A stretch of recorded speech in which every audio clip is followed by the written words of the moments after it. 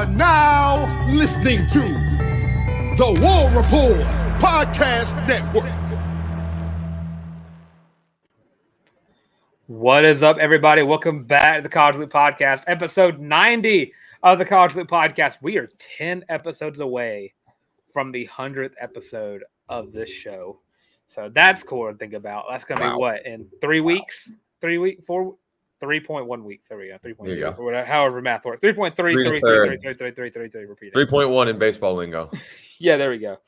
But yeah, that's cool. That's cool. So just starting off, just a little roundabout. I'm Dylan Larck.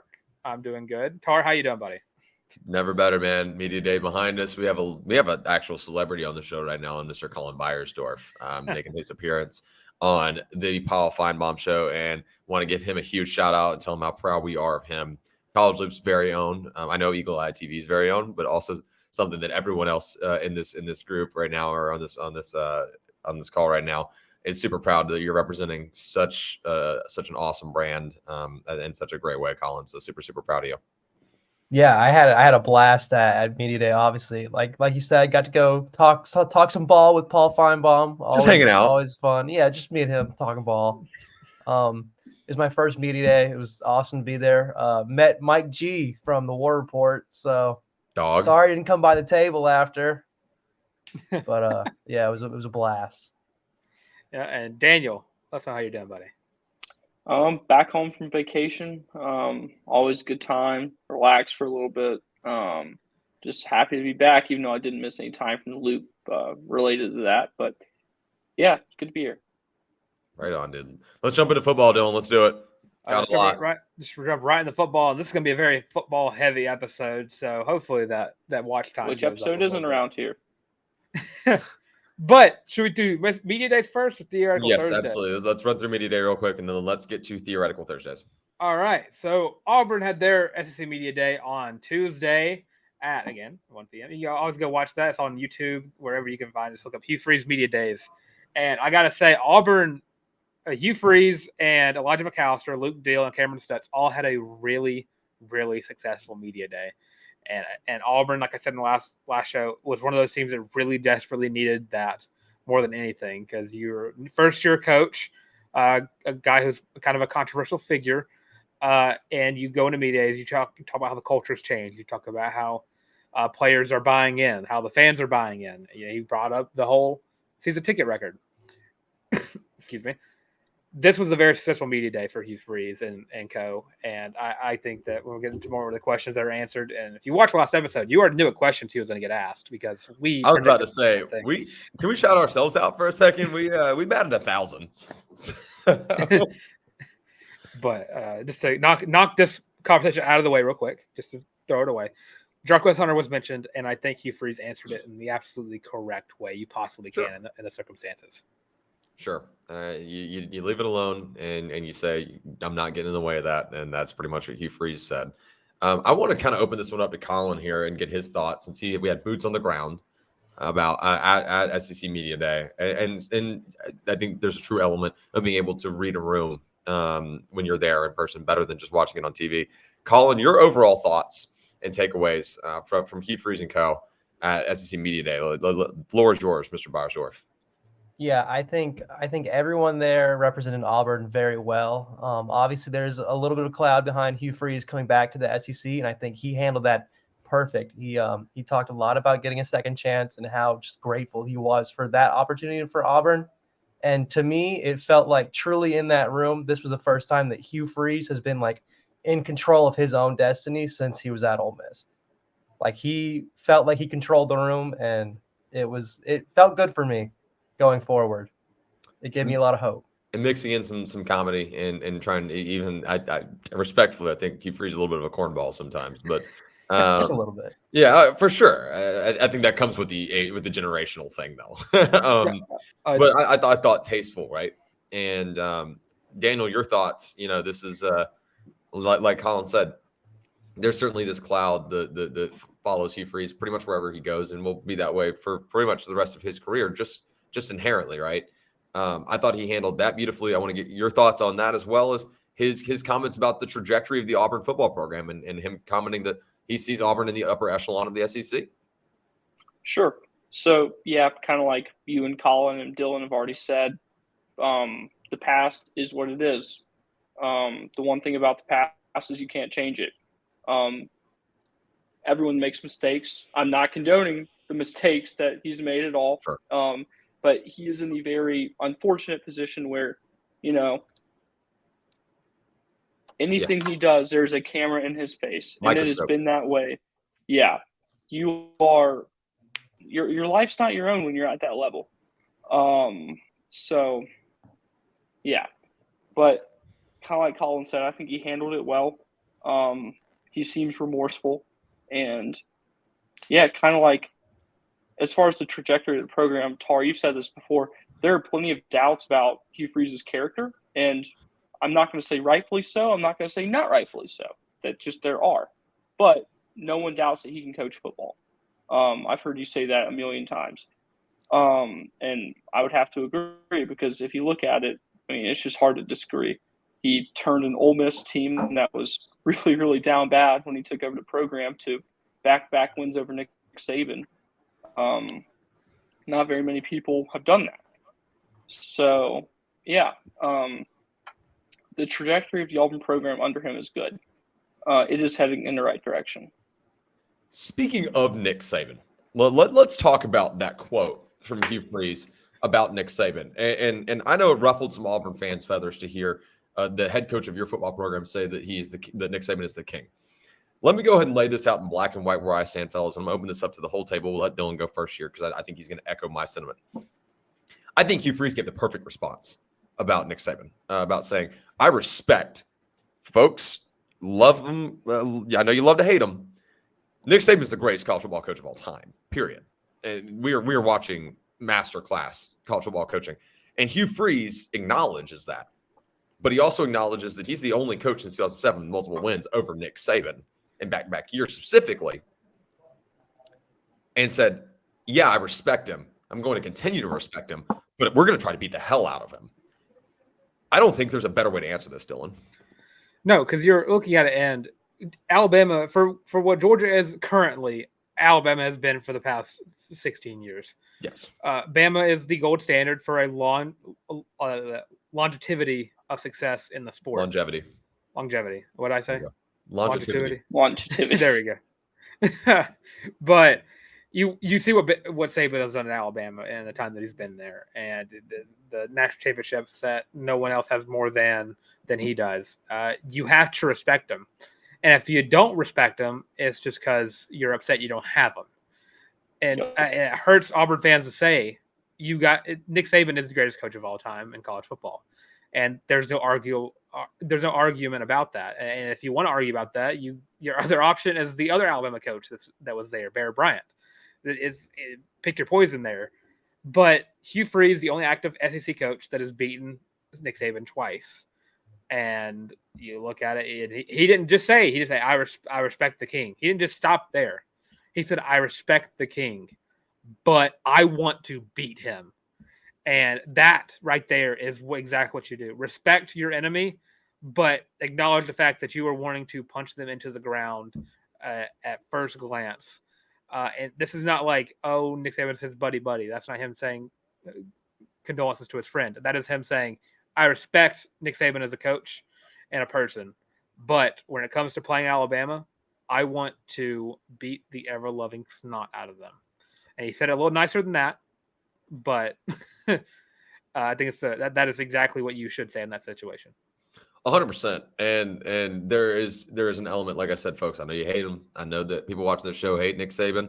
I get it. You're sick and tired of him, kind of being the premier name in college athletics, except the fact that he is the greatest. This is the first coach that you've seen in 3 years now, because Brian Harsin certainly never understood and never had a concept of what the Iron Bowl meant. I'm sorry, that's a fact. You can quote me on that, Colin. Go right ahead. He had no perception of what the Iron Bowl meant, other than the fact that he probably watched it on CBS before. Hugh Freeze gets it, and Dylan's looking upward because you're right. He probably never did watch the Iron Bowl. You're probably right. Yeah. You understood what the concept was. Yeah, I know what you meant, but Hugh Freeze took the Gus Malzahn approach. And Gus Malzahn always spoke highly of Nick Saban. And I'm telling you, there is, if nothing else, learn your PR from Gus Malzahn because the son of a bitch was good at it. He may have been an okay kind of guy, but at the end of the day, Gus Malzahn understood how to work the public eye, and whatever PR boot camp or not that Auburn has put Hugh Freeze through, or that he's put himself through, dude gets it now. And he may not have gotten it this point 5 years ago. He understands now that there's a microscope under. Even if you're a perfect human being taking a job like Auburn, you're going to be under a fine-tooth comb. Something else I wanted us to talk about, and I'm going to start with Colin here. Very interesting talking point that we have not heard an Auburn coach come out and talk about openly at media days in probably a half decade about play calling. Hugh Freeze mentioned that, in his days at Ole Miss, that he was a hell of a play caller. Absolute fact.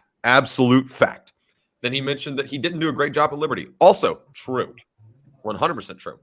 He's handing the keys over to handing the keys over to Philip Montgomery, Philip and 1L, and then on the offensive side of the ball this year.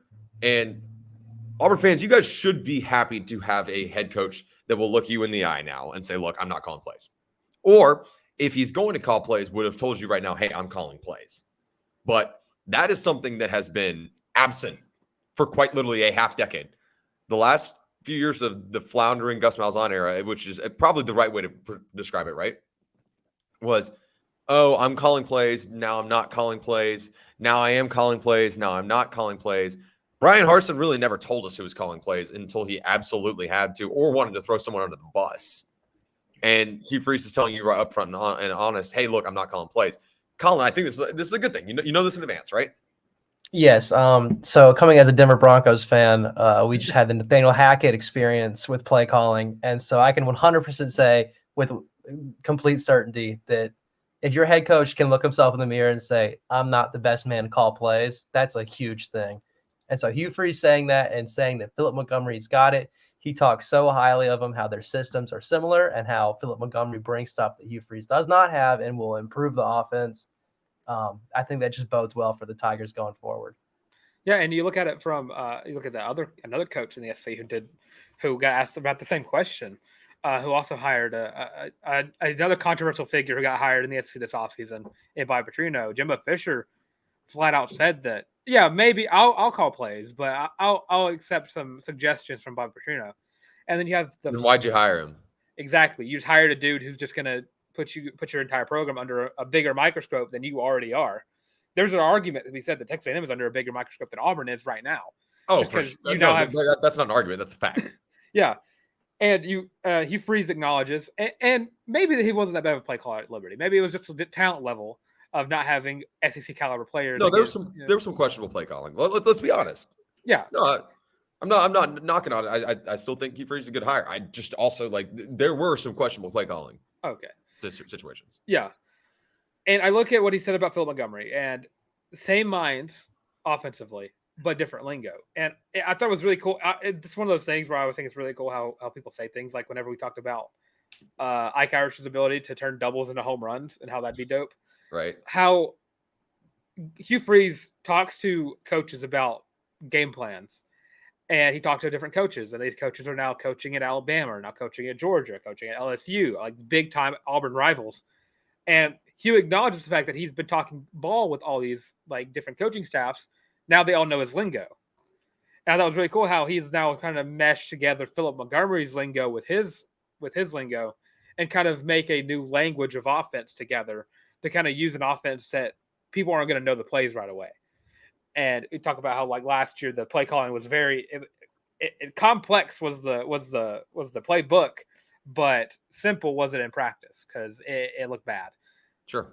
You have two guys who are really good at coaching offense, two guys who are really good at coaching quarterbacks. And one of the guys has been in the SEC before, so people kind of know what he's about. They kind of know what kind of plays he wants to run and what their names are going to be. But you bring in Philip Montgomery, who has the same idea for the offense, but maybe XY7 cross is now going to be BCD 9 up, down, left, right. That's a up, down, left, right. Yeah, just different things mean the same thing. now. Rip Duo 95 Kentucky. That's right. That's right. And that was just really cool to think about, the fact that this is an offense that the terminology that Hugh Freeze has been that he's known since high school. Ever since his high school coaching days, he's just known these plays. This is his playbook. But now he's accepted the fact that his playbook is kind of known now, and now he gets to incorporate, because we've heard so many times about Gus Malzahn giving the play calling ability to Chad Morris, and that's just so whenever Chad Morris screws up, it's Chad Morris's fault. And whether that's probably one of the worst hires at the OC position ever for the Auburn Tigers. But just looking at it from that perspective, Mike Bobo? You argue. Yeah, you right is the correct response to that. 1A, 1B. 1A, 1B. Daniel, what's up real quick? So do you think if Hugh Freeze had four verts, everyone would know what to do? Possibly. I think enough people played NCAA 14 that they would. It depends on. Well, I guess it's the 4 verts. Kind of depends on the formation. If it's shotgun 5 wide or shotgun 4 wide and tight end, running backs in the backfield is going to run a little in route. So I play a lot. Tight ends, all verts. I'm all for that. Give me. But the way he answered the question was just perfect, because it's like really cool to think about the intermingling between coaches. And I've got a couple more talking points for this, Dylan, and I didn't really necessarily mean to run point, but I actually did make some notes about when I went back and reflected. Like I said, I still to this moment haven't gone back and watched. I've just read the transcript, which I feel like it doesn't really matter. I mean, it's the same concept, right? I want to start with Daniel here. Daniel, obviously you're open to giving your thoughts about the coordinator, the delegation of responsibilities for play calling, but I kind of want to use that as a segue to ask you this question. It has been blank years since we've had this clear of an understanding of what a coach's schematic approach is at Auburn. I'm not talking about, hey, this is what our playbook looks like, but it has been this many years since we've been able to pinpoint and say, okay, we know who's in charge of what beyond a shadow of a doubt. And we know that there's a clear vision from the schematic standpoint and from a holistic standpoint. How long has it been since we've actually known that preseason? Well, the first season that I heavily followed Auburn football was 2019, so I'm going to guess it was before then. Correct. Yes. Before then, Dylan, I think the correct answer is probably 2015.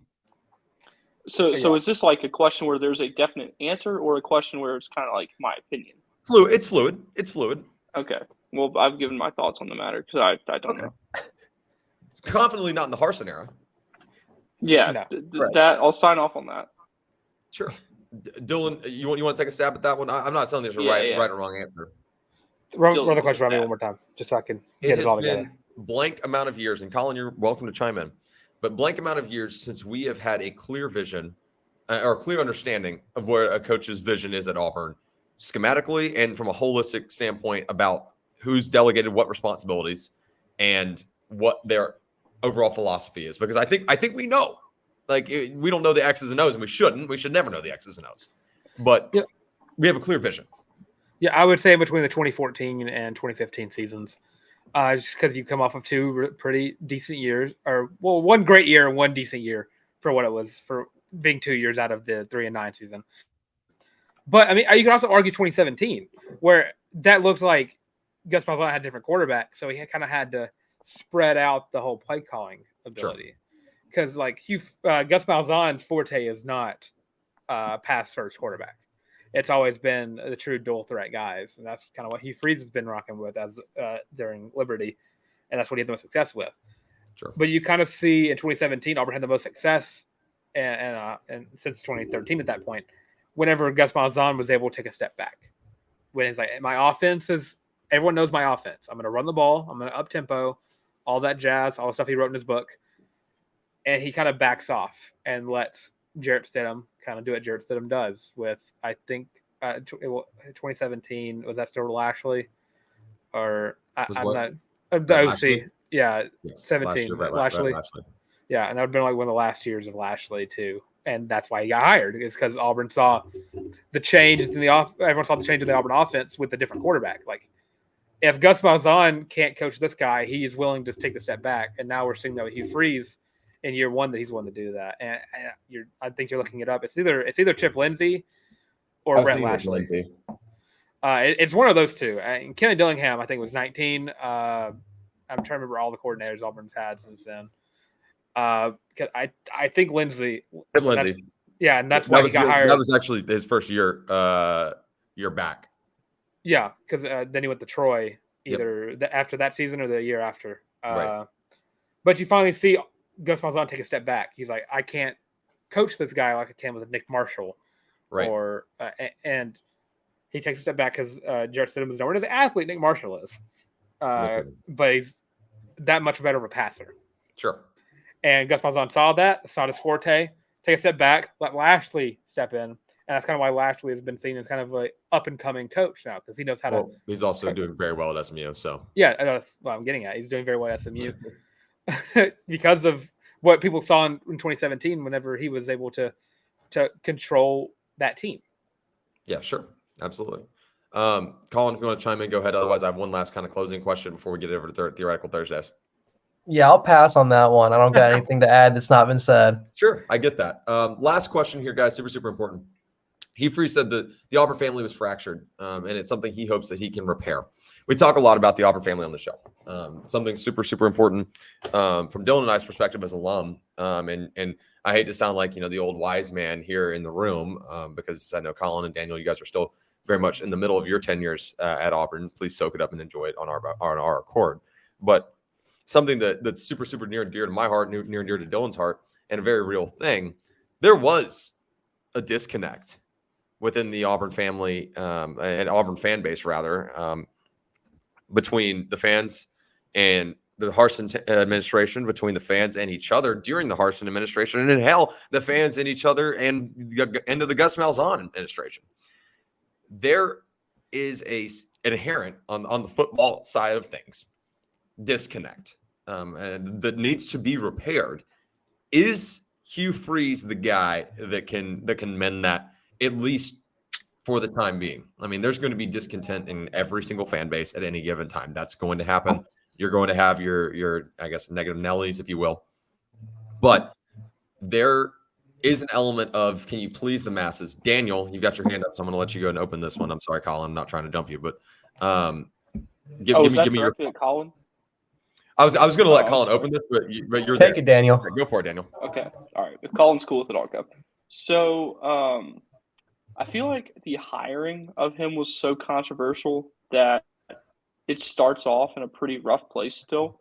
Sure. Obviously, when you're landing a 4-star recruit every other week and you're predicted to land a few 5 stars, that starts to heal the wound a little bit. And there is one thing that people just won't admit will make the negative people shut up, and that's winning. Okay? If Hugh Freeze wins a national championship in 2024, you will be hard-pressed to find an Auburn fan who still cares about what happened at Ole Miss or that high school in the middle of backwoods, Mississippi all those years ago. Sure. Not condoning that, or Tennessee, wherever it was. Not condoning it, but no one will care. Okay? And that's just, I would say that to you if I was in your living room or at your kitchen table. That's just me being honest with you, the listener of the College Loop. And if you think otherwise, feel free to DM me on Twitter. It's right here. I'd love to talk to you about it. But if he develops a winning culture at Auburn, no one will care. And it will be a family again. Just echo that, and then let Colin go answer that question. Anything but Colin to answer this one, apparently. Don't worry. I'm gonna build off what Daniel said. The best PR move you can do for a football team is win games. Is to win the game. Is to win games. Yep. And we saw that with the last tenure, how that didn't work. All the controversy around him, but he couldn't win.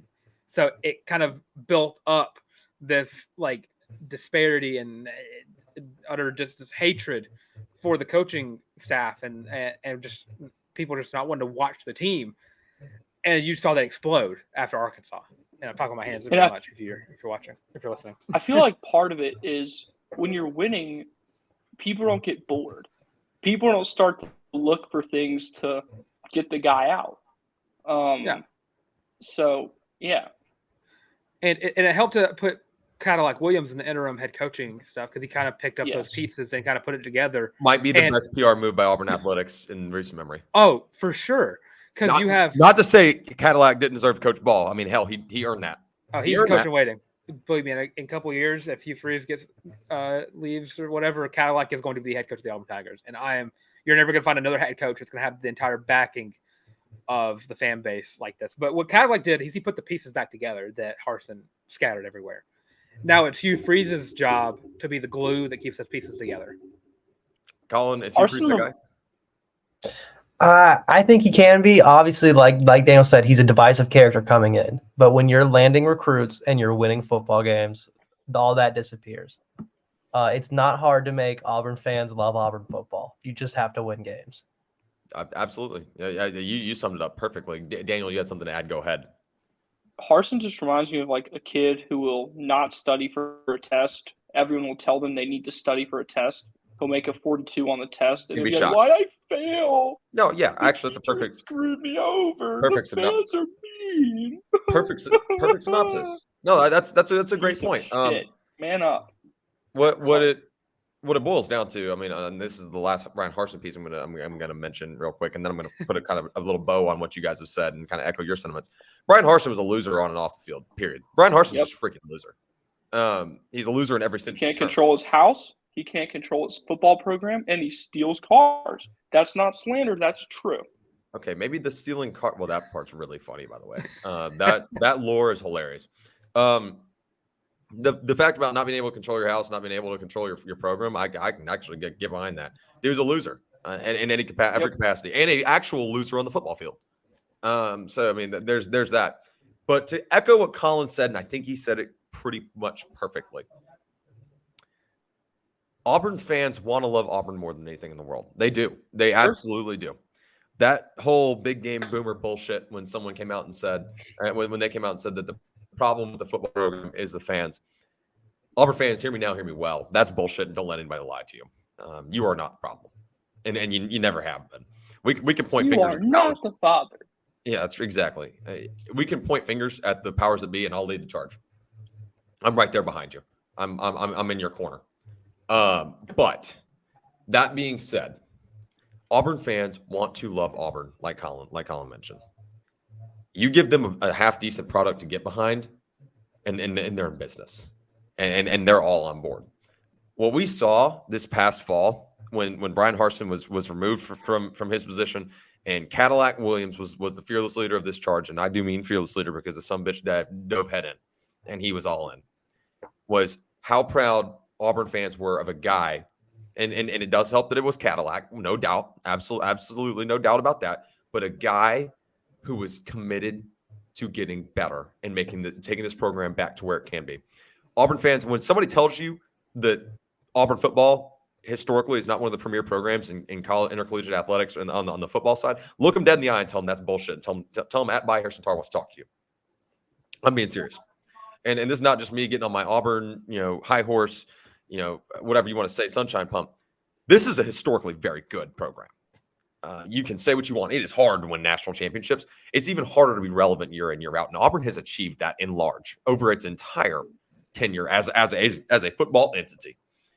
Hugh Freeze is that guy that he can bring that winning record, and he kept the right guys in place. You still got Trevon Reed, you got an Auburn guy. You've still got Cadillac Williams, an Auburn guy. And if there was ever a spot that a coach like Hugh Freeze needed his second chance to be at, Auburn was the perfect place because it's got a culture around it that can foster all the positivity in the world. You guys have something that Georgia doesn't have, that Alabama doesn't have, and that is a fan base that is unwaveringly supportive. Even more so than you can show me any other fan base in the world, and I won't buy it. So kind of put a bow on that. Yes, I absolutely agree with you guys. I think Hugh Freeze can't be the guy. It's about winning and losing at the end of the day, but the guy's got it figured out. So that's my bit. Dylan, I'm really, really excited for this week's Theoretical Thursday. I'm going to need to pop into backstage real quick. I'm going to ask you guys to pop me backstage for just 1 second because I have a little bit of a pressing matter super quickly. So I'm going to let you introduce that super quick, and I will be right back. I'll give you a thumbs up when I'm ready to hop on. I know what we're talking about. I'm super pumped.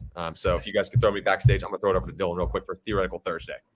All right. Let me Do that. Then boom, there we go. All right, so today is Thursday. Of course, you know what that means, Theoretical Thursday. And from what I've been hearing, people are really interested to hear what we're going to say about this. Today's Theoretical Thursday topic: what if Brian Harsin was not hired as head coach in 2021, but Auburn went out and got Hugh Freeze instead, and basically giving Hugh Freeze a 2-year head start on coaching Auburn, going into 2021 season, where he'd probably have a better roster than he had in 2023 or 2022, whichever one. You know what I mean. He'd have a better roster than he had again with Liberty, and he's fresh off a 10-1 record at that time with the first year with Malik Willis. Goes into a season where he has Hugh Freeze, or he has Bo Nix, an aged Bo Nix, and recruiting, I don't think, takes a step back like it does with Brian Harsin. And just to open up the floor with that, Tarr, I'll start off with you. What if Auburn hired Hugh Freeze instead of Brian Harsin in the 2020 offseason? Man, I we say this every week. This opens up such an interesting world of new perspectives, right? In the transition from the Malzahn era to the Hugh Freeze era, Hugh inherits a better roster than Brian Harsin did. I don't think that we hear about these quote unquote locker room cancers that we heard about under Brian Harsin, which is probably just people saying, "What the hell is this guy doing? He doesn't know how to run a football program," and they were right. I think from a personnel standpoint, you're already in a better place. Now, the transfer portal, still in its infancy at that point. I mean, very, very much in its infancy, is more so than it is now. Interesting to see how that shakes out, and if Hugh Freeze is still able to pull one of those premier classes in the transfer portal. Sorry, I thought I had to sneeze there for a moment. My apologies. I was fighting to sneeze pretty hard through that last sentence. But from a holistic standpoint, where Auburn is right now, they're on the bubble of being a college football playoff contender, in my opinion. Now, would Hugh Freeze have had enough time to develop? I think he really had some personal development along with professional development at Liberty. If you can learn how to work the transfer portal at Liberty, it certainly translates beautifully to Auburn. And I think that we see that now, that's already kind of in place. But still, from a personnel standpoint, I think you started a higher benchmark. But do you still have the right guys in the right places in terms of Cadillac, Williams, Trevon Reed? I mean, that's a question, right? Zach Etheridge. Like, are those guys still there? Was there some beauty in this somewhat downfall of Auburn football in terms of discovering where your leaders are in that room? Who's to say? That's the biggest question for me, is do you still have the right guys in the right places? Obviously, Auburn football is just inherently in a better spot right now if Hugh Freeze takes over the reins as opposed to Brian Harsin, because I think that you and I could have taken, or the four in here could have split up the duties and done just as well as Brian Harsin on the coaching staff. I mean that sincerely, by the way. And I've never coached a down or played a down of organized football. He just kind of ran his program that same mentality. So I don't know, man. I think that Auburn could be on the cusp of college football playoff right now. They could also be a perennial 8-4 team. It's anywhere in between. Colin, I'm interested to get your thoughts. So I think I have a hard time going from Gus Malzahn to his buddy Hugh Freeze in that moment as an Auburn fan. Sure. I think that Hugh Freeze does not get kind of the welcoming party that he got now, because we didn't go through those 2 horrible years under Brian Harsin. I think that really readied the Auburn family to bring in Hugh Freeze, to give him that second chance. But I just want to echo everything you said. I mean, obviously he gets some of that talent from Gus, and he hopefully would continue to bring talent in, whereas the Harsin administration did not. So I think we would obviously be in a better position. By the way. No. But it's just that perception for me. It's if Auburn's ready for that, if the SEC's ready for that in 2021. And I'm not sure I could say yes, but that's why it's theoretical, I guess. That's right. Daniel, your thoughts? Yeah. So kind of first, I'm going to agree with what Colin just said. I'm not really sure what the Auburn fan response would have been in 2020. But I do feel, first, before I get into the meat of my point, there's some things I think happened.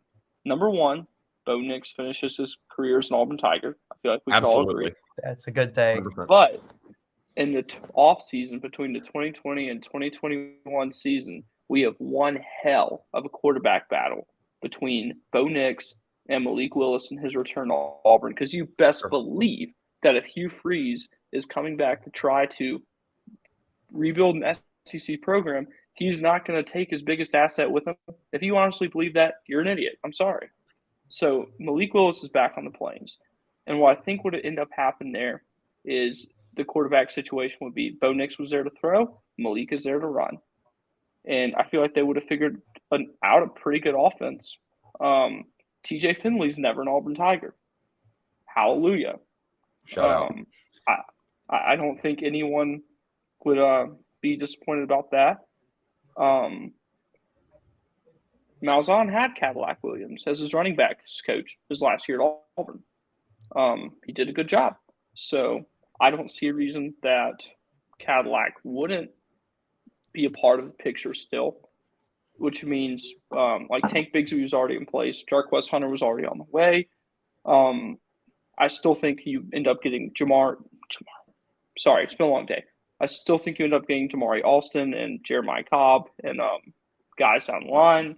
You know, this introduces a whole different butterfly effect, so we may never get to see Brian Petit in an Auburn uniform, but in this situation, I don't think that really be that big of a deal. However, I don't think Cadillac Williams has nearly the respect that he deserves in this scenario. Because he never – just that situation would have never happened. Because obviously, like, we are very into athletics, the four of us. Like, we have a sports podcast, so clearly we like to follow what's going on.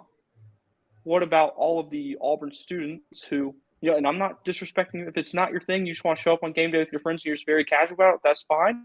I'm not judging you at all, to each their own. It's just not that big of a thing for some people, and I completely get that.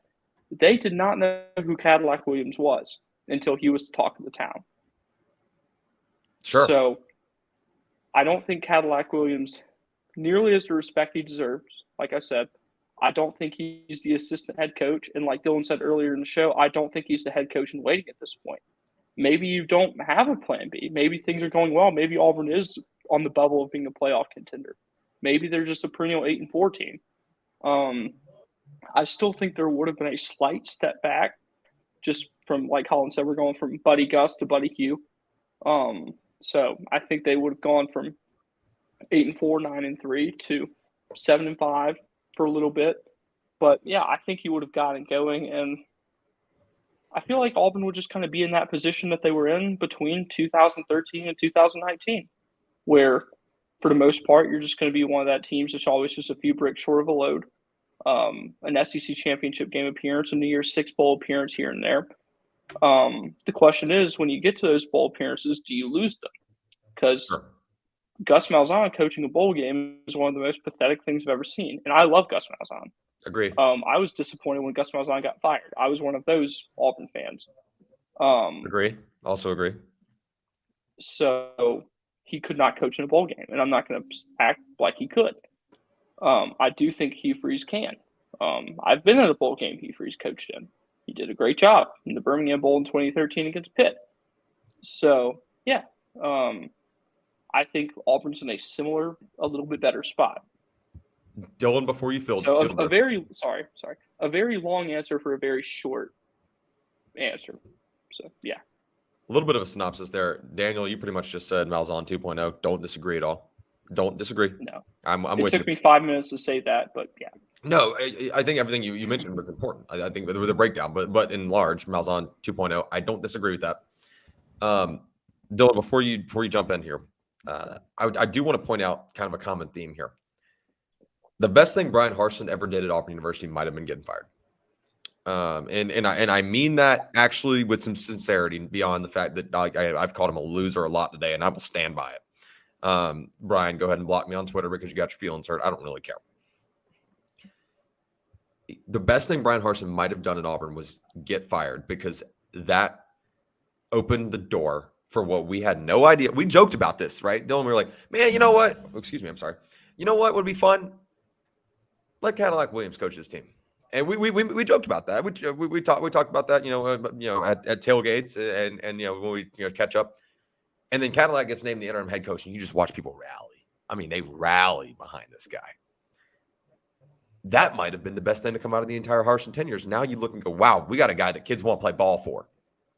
And unequivocally, unquestionably, the definition of if you love Auburn, it'll love you back. That might have been the best thing to come out of that tenure. And I think that as much as every part of the Brian Harsin era sucked ass,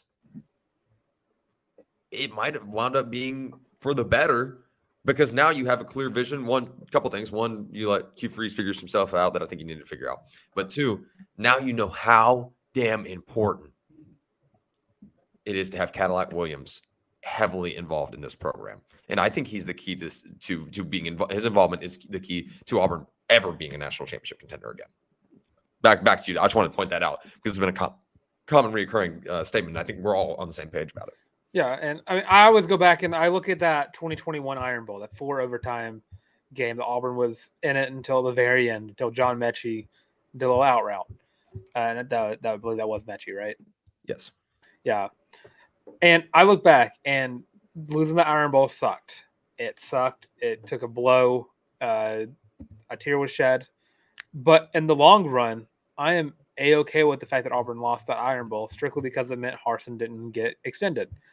And yeah, it'd be nice if Auburn kept some stability in hiring another Gus Malzahn at that time.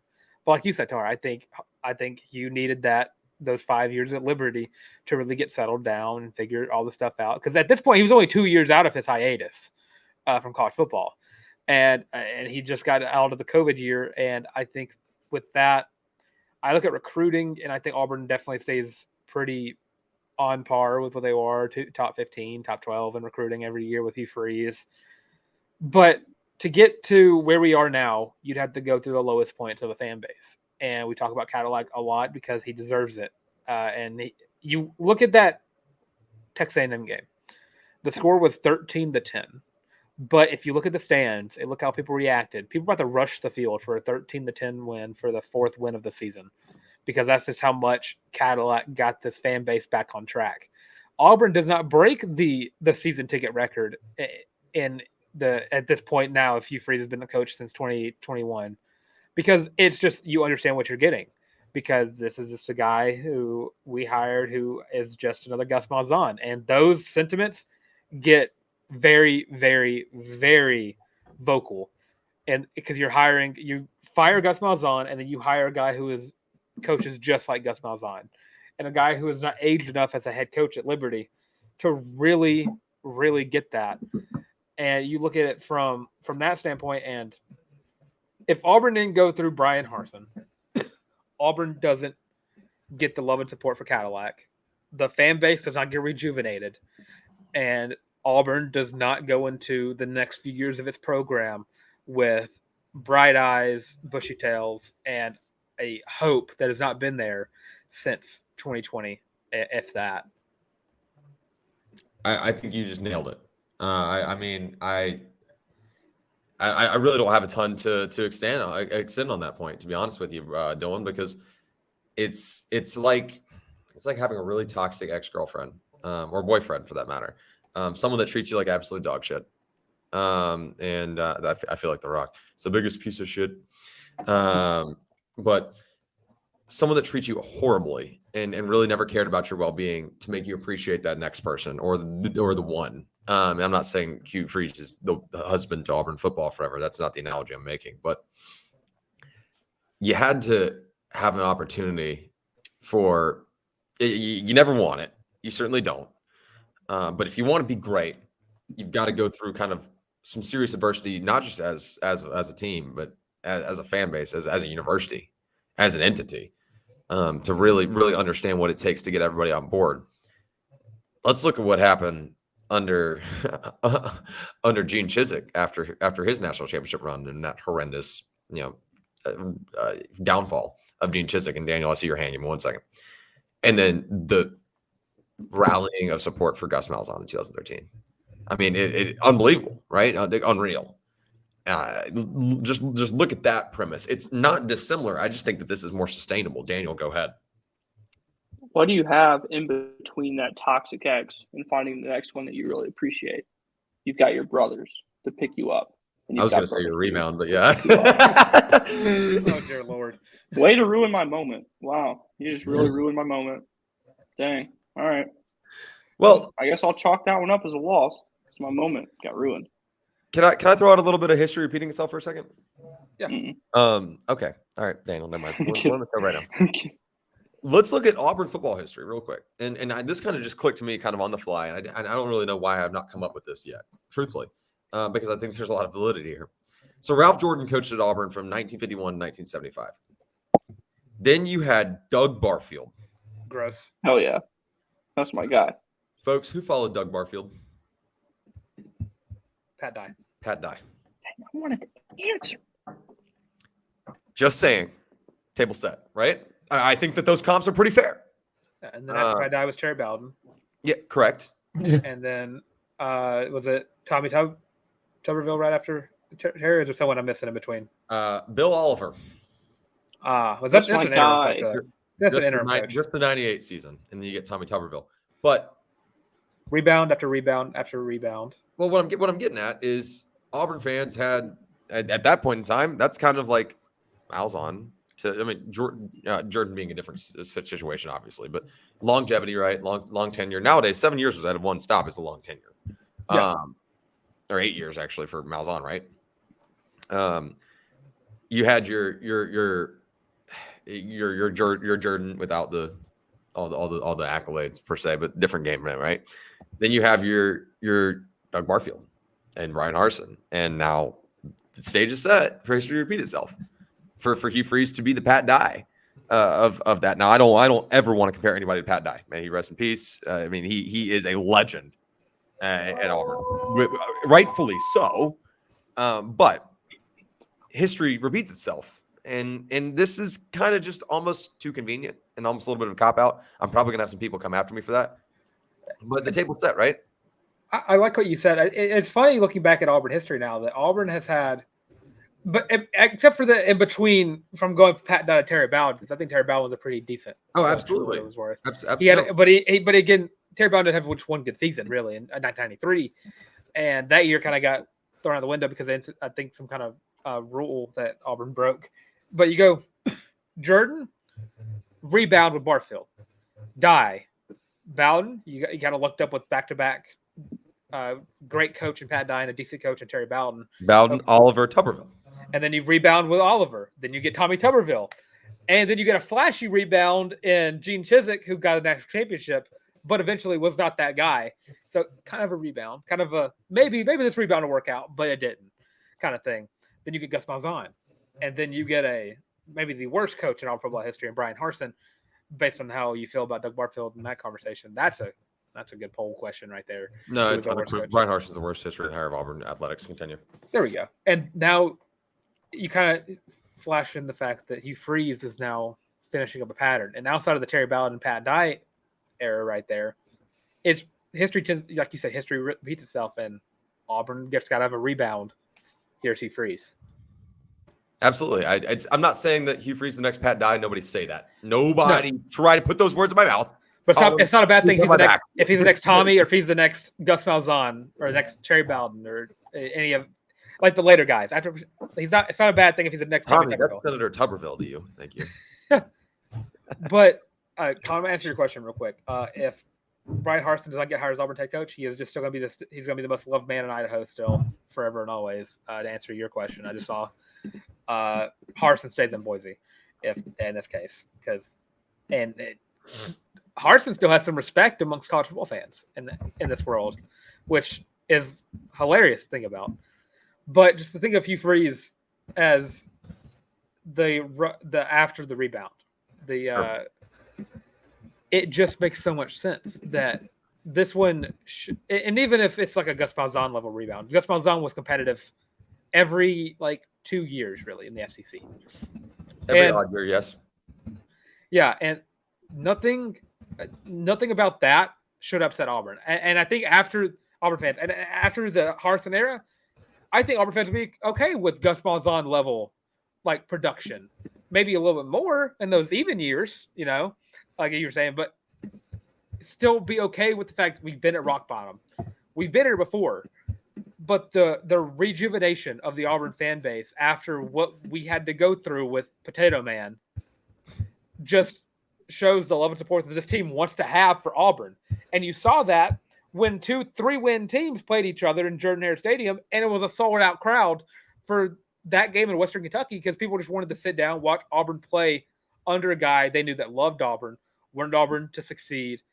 And that's just why Cadillac Williams is forever and always going to be holding a special place in everyone's heart, no matter when you become an Auburn fan. If you never even knew Cadillac played at Auburn football, if you play football for Auburn, you love them. Even if my girlfriend's a Georgia fan, she loves Cadillac Williams, and Cadillac raised hell on Georgia teams when he was a running back in the day. But she sat down and listened to Cadillac speak, and she shed tears alongside me as well, whenever Cadillac gave that speech at the A&M win. Just, you're listening to a guy who loves Auburn like a fan does, but has the ability to bring the team together more than any other fan can. Yeah, Lauren was only crying because she saw that you cared more about your football team than you do her, but that's all right. Whoa. It's not, no. Nope. I'm gonna jump in here and say what I think Brian Harson's next career move is. Lay's potato chip brand ambassador. No. Continue. I think that Brian Harsin is going to be a U.S. Senator from the state of Idaho because you know what happens to them? Larry Craig. Okay. I don't get that reference. Yep. Yeah, do your research. That was certainly one of the takes of all time. This has been a great Theoretical Thursday, guys. I've actually really enjoyed this one, and a great show. So let's go around the horn. Also, before we get out of here, just one more time. Damn, Colin, proud of you, man. Really proud of you. Way to represent the brand and a program that Dylan, Daniel, and I are all so proud of. I know you are too. Proud alumnus of Eagle Eye TV as myself. So super stoked for you. Tell everybody where they can find you, love you, and support you.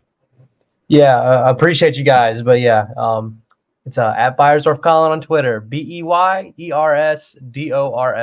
And then tune into my radio show, 365 Day Grind, every Tuesday at 5 p.m. on Weagle 91.1. Let's go. Yes, sir. Daniel, go ahead. Written work for the Auburn Wire and for 1890 News have some really, really cool stories coming out in the next couple weeks about Auburn athletics, particularly our former Tigers and the pros. So real excited for the opportunities I've had to sit down with some of those guys.